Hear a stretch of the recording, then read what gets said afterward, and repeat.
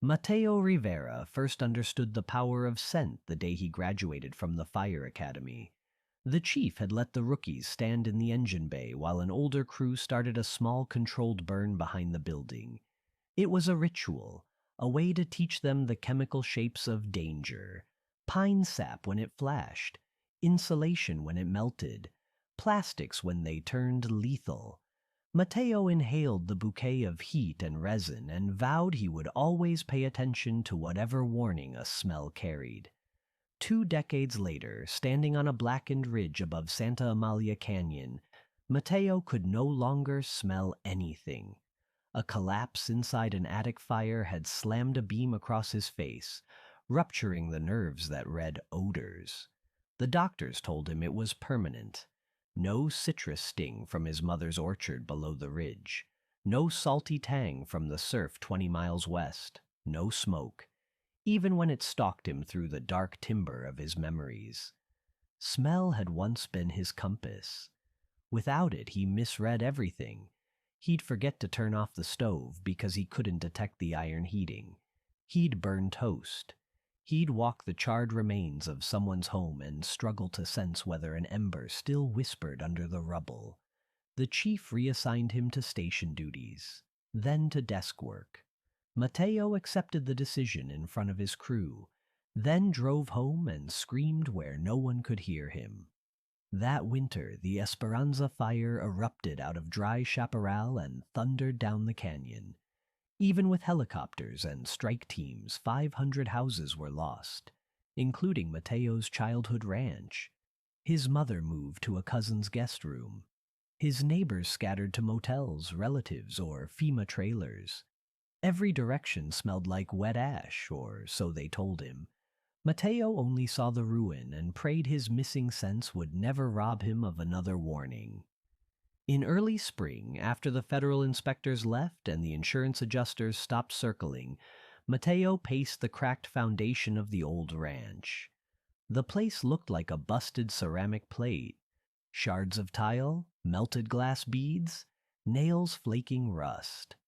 A colder man might have sold the acreage for whatever a developer would pay, but the land whispered to Mateo even if he could not smell its history. His mother used to grow sunflowers near the barn, planting them as a child in the old country and again when she immigrated. They were giant clocks, she said. They kept turning their faces to keep track of God. Mateo knelt where her last sunflower row had stood. The soil was brittle, high in ash, but when he pushed his fingers beneath the gray skin, it was damp and strangely cool. He remembered fighting the Esperanza perimeter, the terrible roar, the dizzy heat, the red glow inside smoke so thick the world looked like the inside of a furnace. He also remembered what came after any fire, a hush, softer than winter. Ash could choke seedlings, but it could also feed them. The next day he drove to a seed supplier and bought 20 pounds of sunflower seed. Mammoth, Lemon Queen, Velvet Sun, every variety he could afford. Friends from the department helped scatter compost across the acreage. Children from the nearby elementary school, still homeless, carried buckets of mulch in a volunteer day arranged by their exhausted teachers. Mateo walked behind them with a homemade dibbler, dropping seeds in perfect rhythm. Booed up, booed up, booed up, as if he were still matching the pulse of an engine. When strangers asked why he chose sunflowers, he answered the simplest truth he knew. I can't smell anymore, but I can feel heat. Those stems will reach for the same warmth I feel on my skin. If they're standing tall, the ground's recovering. If they wither, we still have work to do. He built a small painted sign by the road. Future Sunfield. Walk here and rest. No fences, no fee. The town's newspapers, hungry for signs of recovery, ran a photo of Mateo striding through empty rows like a farmer of ghosts. The story spread farther than he expected. A retired botanist emailed instructions on phytoremediation, how sunflowers could pull toxins from soil. A beekeeping club offered to relocate hives once blossoms appeared. Churches sent volunteers. Mateo, who had felt so erased by the loss of his sense of smell, found himself funneling the momentum of hundreds. June heat coaxed the first sprouts. They rose lime green and tender, then thickened into stalks as sturdy as cane. Mateo visited daily at dawn when the petals were still folded. He wore no gear except gloves and a straw hat, a far cry from the bunker coat and helmet that had once weighed on his shoulders. Touch became his new barometer for health, the give of the soil, the tension of a leaf, the warmth that soaked straight into his palms when he laid them across a sunlit stem. By July, gold flooded the hill. Seen from Highway 138, the field looked like a sunrise that had decided to stay put. Bees wrestled with pollen, doves nested among the standing stalks, and displaced families began parking in the makeshift lot to picnic on the ash-cured earth that still frightened them. Some wanted to know if it was safe. Mateo explained what he had learned. Sunflower roots drank pollutants, then trapped them in their stems and leaves. The plants must later be harvested carefully and disposed of, but in the short term they turn poison into living color. One afternoon, a girl about 10 years old wandered deep into the field and sat at Mateo's feet beneath a 12-foot mammoth. She wore a green and white cast over a broken arm. Her name was Ruby Mendoza. She had lost her father in the evacuation traffic when a falling ember struck their car. Ruby's mother waited at the edge of the path, anxious but giving her daughter space.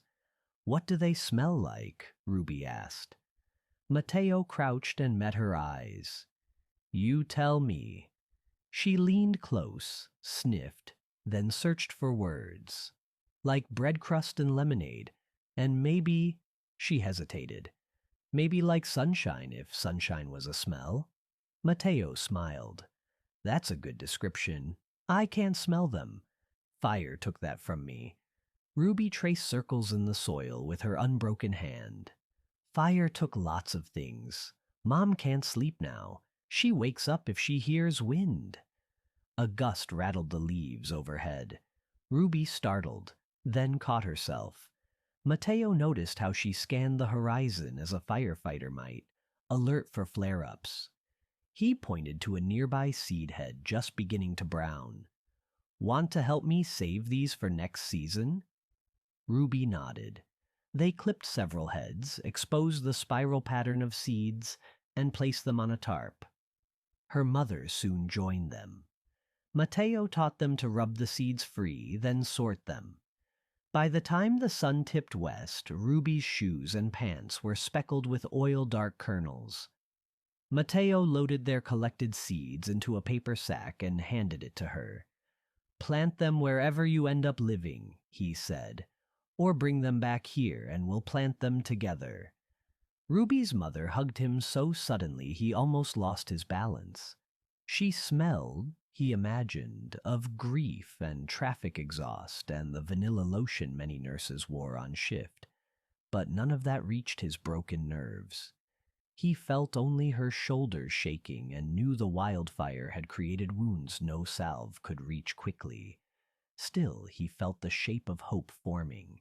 It was the same shape as a seed. Word about the healing afternoon spread. A social worker called to ask if she could bring clients for exposure therapy in a non-clinical setting. A group of veterans met there on Saturdays. Children built miniature forts from stalks that had snapped in the wind. Mateo fashioned benches out of salvaged redwood and placed them at strategic spots where sunlight filtered through petals and painted anything beneath it the color of honey. In August, air tankers roared overhead, heading to a new blaze beyond the western ridge. Smoke smeared the horizon. Sirens wailed inside Mateo's muscles. The old instinct to strap on gear and head out snapped awake. He radioed a friend still on the line and asked if they needed another hand. The friend said crews were plentiful for now. They were trying to avoid keeping exhausted retirees on overtime. Mateo stared at his reflection in a tin watering can and realized he wasn't that man anymore. He hung up and noticed visitors drifting to their cars, eyes wide, triggered by the distant smoke column. Some considered canceling the day's workshop, which was supposed to teach kids how to press sunflower oil. Mateo climbed onto a picnic table, cleared his throat, and addressed them. I know it's scary to see smoke again, but fire is part of this land, and so is regrowth. You're safe here for the moment. If you want, you can leave. If you'd rather stay, we'll keep working. We'll turn sunlight into oil and oil into light for the nights ahead. Some left, most stayed. Mateo demonstrated the old-fashioned screw press he'd borrowed from a farmer. The children laughed when the first stream of amber oil glinted in the funnel. Parents took cautious breaths of the smoke-tinged air, then relaxed when the wind shifted. By evening, they had bottled liters of sunflower oil, enough for cooking or candles. Mateo surprised himself by laughing louder than he had in a year. As summer folded into autumn, the field's gold dulled to ochre. Time to harvest. Volunteers arrived with gloves and masks. They clipped heads, removed seeds, packed the stalks into bundles for hazardous waste disposal, a necessary step in phytoremediation. Each motion felt like the closing bracket of a story. Mateo expected gloom, but a new rhythm replaced the old. Snip, laugh, shake seeds, trade memories, snip again. Evenings ended with potlucks on the same slab where the barn once stood. Someone repaired an old guitar. Another neighbor brought tamales crisped on a camp stove. One night, beneath a sky clear enough to taste, if he'd still had that faculty, Mateo noticed the way lantern light flicked across faces. These were the same faces that had sobbed in evacuation centers, argued with insurers, cursed shifting winds. Now they leaned shoulder to shoulder, comparing salsa recipes. The field had tempted them back into communion. What would have taken years in therapy had begun, at least, in rows of enormous flowers that looked like open palms. A city council member stopped by in September, took pictures, and later proposed that the Sunfield become an official community resiliency site, eligible for grants. Mateo didn't know what that meant in legal terms, but he recognized the deeper proposal. The land was no longer only his. It belonged to everyone who had bent, kneeling to tend it. He consented on one condition. Any funds must also support replanting trees along both canyon trails to restore shade and reduce erosion. The council agreed. In late October, Ruby returned with her class, wearing a new brace instead of the cast. She had drawn a cartoon sunflower on the plastic. "We want to build bird feeders," she told Mateo, "from the leftover seed heads." He supplied drills, twine, and hooks. The children worked in pairs. When they finished, they carried their feeders to the ash-killed oak grove nearby and hung them from blackened limbs. The contrast was startling. Dry, carbonized bark holding bright discs studded with promise. Birds would come, and maybe the trees would sprout new shoots from still living roots. That evening, Ruby handed Mateo a folded sheet of poster paper. Inside was a crayon drawing, sunflowers taller than fire engines, bees the size of helicopters, children laughing while flames on a distant hill turned into rain clouds. Beneath it she'd written, "Thank you for teaching me how to turn fire into sun." Mateo stood alone after she left, letting the last warmth of the day soak through his shirt. He closed his eyes. The air smelled of nothing, but that absence no longer felt like exile. He heard crickets starting their dusk choir, felt the evening tide of temperature on his cheeks, tasted, in memory, the wood smoke that had once freighted every campfire story he loved. He'd learned other signals, other senses. Winter rains arrived, and the sunflower stalks, long since removed, made room for cover crops, clover, vetch, rye, that would hold the soil. Mateo planned a greenhouse, a small station for educating residents on fire-hardy landscaping, and a seed library. He filed nonprofit paperwork under the name Rise Again Gardens. The same hands that once wrestled hoses and axes now labeled seed packets, repaired irrigation lines, and taught neighbors how to prune fruit trees so embers would find no ladders to the eaves. Early one morning, an engine from Station 7 rolled up. The crew chief, Mateo's former captain, stepped out with a grin. He carried a soot-gray metal box. "Thought you'd want a keepsake," the captain said. "We found it in the station attic cleanup, one of your old smoke detectors from the academy drill. I rewired it to trigger an LED instead of an alarm since, you're in the peace business these days." Mateo opened the lid. Inside, the detector's sensor had been replaced by a soil moisture probe. When he pressed the test button, a tiny light flicked green. The captain nodded toward the field. "Put that in the ground. When the soil's thirsty, the light goes red. It'll shout at your eyes since your nose can't do the job." They installed the probe near a row of young manzanita seedlings. Mateo watched the green LED pulse, steady as a heartbeat, and felt tears he couldn't blame on smoke or heat. The captain slapped his shoulder and left. The engine backfired as it accelerated down the road. An old, familiar cough Mateo could still identify by ear. That afternoon he gathered volunteers under a shade tarp. He told them the next goal: create defensible space around every rebuilt home in the canyon, starting with the families still living in trailers. They would prune low branches, lay gravel walkways, teach people to store firewood away from walls. It wasn't glamorous, it was repetition.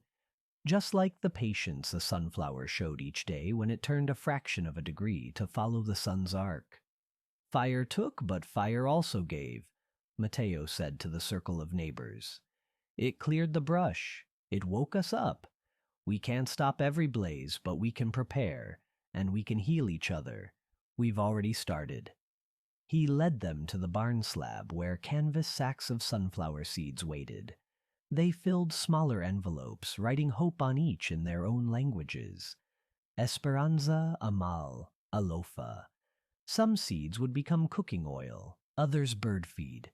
Still others new flowers in backyards from the canyon to the coast. Every packet carried the same possibility: a tall, bright face defying the memory of smoke.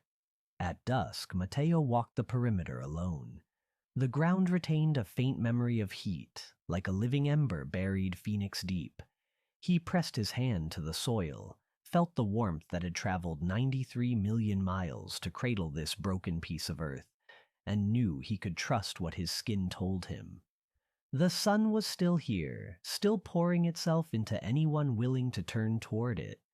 And that, Mateo decided, was a scent in its own right. A fragrance of light his nerves could no longer measure, but his soul could always, always recognize.